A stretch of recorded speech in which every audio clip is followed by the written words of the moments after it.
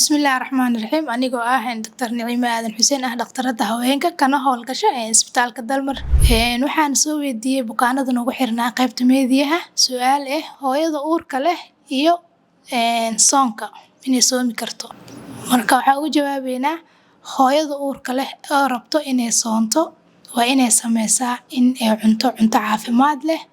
iyo cabitaan badan wax ka badan 3 litir oo kale ee u kala qaybinaysa xilliga afurka iyo xilliga suxuurta loona baahan yahay waqtiga suxuurta oo kale inay cunno iyo cabitaan badan haddii intaas ay sameynin waxay la kulmaysaa in madax xanuun tiro badan daal haraad iyo fuuqbax ku imaado jirkeeda sida dehydration oo kale ama inuu pressure-keeda dhaco oo dhiig yari ku imaato ama in sokorteeda ee dhacdo kale waxyaalahaas ay ku imaanayaan xaaladeeda caafimaadka hooyada iyo cunuga xaaladiisa caafimaadka oo dhaqdhaqaaqiisa yaraanayo maadaama hooyada energy badan aysan haynin marka hooyada waxaa laga rabaa oo uurka leh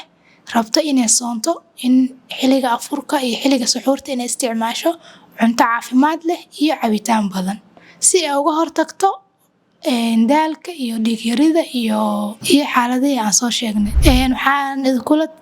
kula talin lahaa inaan ugu soo booqatiin isbitaalka Dalmar qaybteena haweenka mahadsantihiin